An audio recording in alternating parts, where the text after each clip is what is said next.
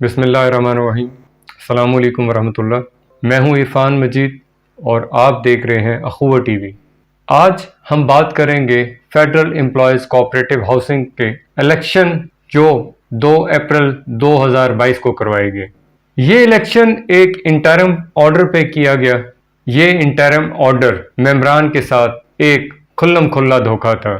اس interim order کے اوپر جو الیکشن ہوا اس پر البدر اتحاد گروپ نے کھلم کھلا دھاندلی کی اور اس کے نتیجے میں الیکشن کمشنر نے ان کے اوپر FIR کروا دی اور الیکشن کو ملتوی کروا دیا گیا۔ اب مختلف گروپوں نے DG کوآپریٹو کے پاس اپلیکیشن دی کہ اس انٹرم آرڈر کا فیصلہ کیا جائے تاکہ شفاف الیکشن کا انعقاد ہو۔ DG کوآپریٹو نے مختلف ڈیٹس دیں جن کے اوپر مختلف گروپ سے وکلاء نے اپنے کینڈیڈیٹس کے تحفظات DG کوآپریٹو کے سامنے بیان کیے۔ یہ سلسلہ چلتا رہا۔ اس پہ واجد نسیم صاحب جو انٹرم آرڈر کے اوپر الیکشن لڑ رہے ہیں ان کے وکلاء نے دلائل دیے، ڈیٹس آتی رہیں، مرزا اقبال کے وکیل آئے، اس کے بعد کرنل نظر الاسلام صاحب کے وکیل آئے، انہوں نے اپنے دلائل دیے، لیکن اس کا کوئی حتمی فیصلہ نہیں ہو پایا۔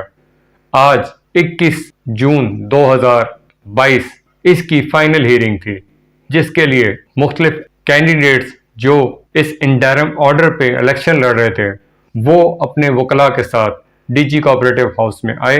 DG کوآپریٹو ایک کورٹ ہے جس کے اندر سب سے پہلے واجد نسیم صاحب، ان کے وکیل شفقت صاحب نے واجد صاحب کی نمائندگی کرتے ہوئے بیان کیا کہ واجد صاحب کسی پراپرٹی کے بزنس سے ریلیونٹ نہیں ہے اور نہ ہی وہ پچھلی MC کے ساتھ کوآرڈینیٹر تھے، کیونکہ کوآرڈینیٹر کی تعریف انہوں نے کہا ہے کہ جو بینیفیشری ہو یا سیلری لیتا ہو، لیکن ان کے اگینسٹ جو چودھری تنویر صاحب تھے انہوں نے دعویٰ کیا کہ واجد نسیم صاحب ایک نامینیٹڈ کوآرڈینیٹر تھے اور انہوں نے کوئی FIA میں ایک بیان دیا تھا جس کی اٹیسٹڈ کاپی DG کوآپریٹو صاحبہ کے پاس پیش کر دی گئی۔ اس کے علاوہ واجد نسیم صاحب 2017 یا 18 کے الیکشن میں پراپرٹی ڈیلر ہونے کی وجہ سے ڈسکوالیفائی کر گئے، اس کی بھی اٹیسٹڈ کاپی DG صاحب کے پاس پیش کر دی گئی۔ اس کے بعد مرزا اقبال صاحب کی باری آئی۔ مرزا صاحب کے جو اوپوننٹ وکیل تھے چودھری تنویر صاحب، انہوں نے بتایا کہ مرزا صاحب ایسے بلڈرز کے مالک ہیں، ایسے بلڈرز کے ایک ایگریمنٹ کے اوپر لکھا ہوا ہے کہ مرزا صاحب ایسے بلڈرز کے چوتھے حصے کے مالک ہیں۔ اس کے ساتھ انہوں نے بہت سارے ایسے ڈاکومنٹس پیش کیے جس کے اوپر ایسے بلڈر نے بہت سارے سوسائٹی سے بینیفٹس لیے، جو بینیفیشری تھے مرزا اقبال صاحب، اور ان سے ریلیونٹ بہت سارے ایسے ٹرانسفر لیٹر اور ایسے ڈاکومنٹس پیش کیے گئے جس کے اوپر مرزا صاحب 110% ایسے بلڈرز کے مالک ثابت ہو رہے تھے۔ اس کے علاوہ مرزا صاحب پاک اسٹیٹ کا بزنس بھی کرتے ہیں جو ایک پراپرٹی کا بزنس ہے۔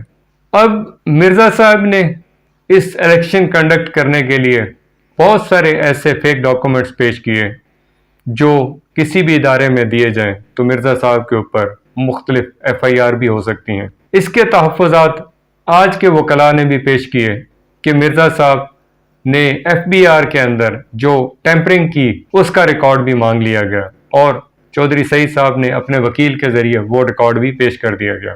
اس کے بعد کرنل نظر الاسلام صاحب پہ بات آئی تو ان کے وکیل واحد قریشی صاحب نے ایک موقف اختیار کیا کہ کرنل صاحب پہ ابھی تک جو FIR ہوئی ہیں وہ کورٹ میں ٹرائل ہے، ان کے اوپر ابھی کوئی سزا نہیں ہوئی ان کو، اس لیے قانونی طور پر انہوں نے بہت سارے ریفرنس پیش کیے جن کی بنا پر کرنل صاحب کے اوپر ایلیگیشن ثابت نہیں ہوتا، لیکن ان کے خلاف اور بھی بہت سارے ثبوت ہیں جو 110 دے کر مرزا اقبال صاحب نے یا ان کے وکیل نے پیش کیے۔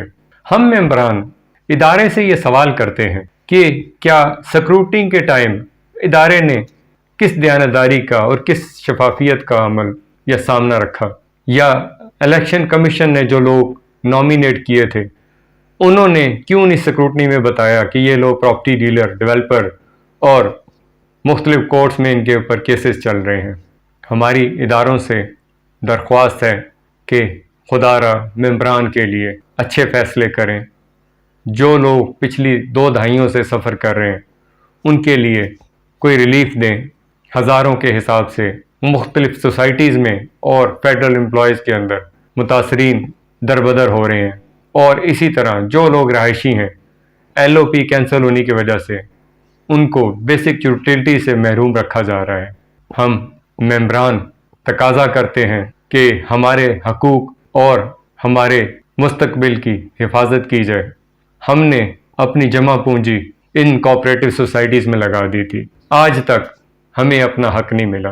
میں ممبران سے اور مختلف سوسائٹی کے ممبران سے بھی درخواست کروں گا کہ تمام لوگ ایک دوسرے کے ساتھ رسی یا تسبیح کی طرح جڑ جائیں۔ اتحاد ہمیں اس لیول تک لے جائے گا کہ جہاں پہ ہم اپنے حقوق چھین کر لے سکتے ہیں۔ میں تمام دوستوں سے درخواست کروں گا کہ جہاں تک ہو سکے ایک دوسرے کا ساتھ دیں، جہاں تک ہو سکے ایک دوسرے کی مدد کریں۔ اللہ تعالی ہم سب کا حامی و ناصر ہو۔ ہمیں بھی دعا میں یاد رکھیے گا۔ السلام علیکم ورحمۃ اللہ وبرکاتہ۔